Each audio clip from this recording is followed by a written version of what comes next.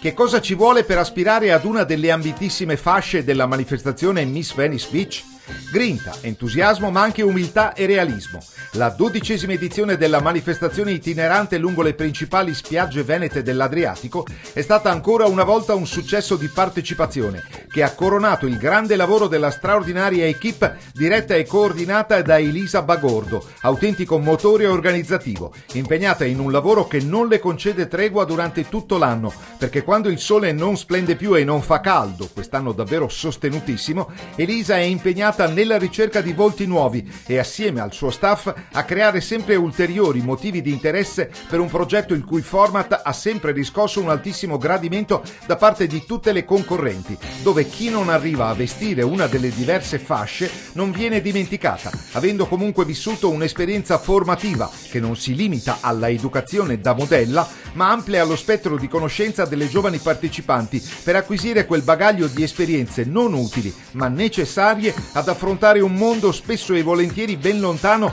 dall'atmosfera accogliente, festosa e sorridente delle serate che caratterizzano ogni edizione di Miss Venice Beach, il cui titolo 2022 è andato ad Anastasia Orru, 18enne di Ceggia in provincia di Venezia, che ha incantato per piglio e genuinità. Studentessa al liceo scientifico sportivo e già impegnata nell'attività di bagnina, che pare abbia visto un certo riscontro in termini di richieste di soccorso, soprattutto maschili. Scherzi a parte, Anastasia, come Asia, Elena, Gioia, Martina, Alessia, Jelena, Laura, Nicole e ancora Laura, ovvero le ragazze che hanno vestito le diverse fasce di Miss, sono ora attese da tante attività proprio nella loro veste iridata, che le introdurrà al mondo delle pubbliche relazioni, consentendo di applicare le tante preziose indicazioni fornite dall'esperienza di Miss Venice Beach, da oltre un decennio trampolino di lancio per tante giovani, con l'obiettivo di portarle ad affrontare con acquisita consapevolezza le sfide di ogni giorno.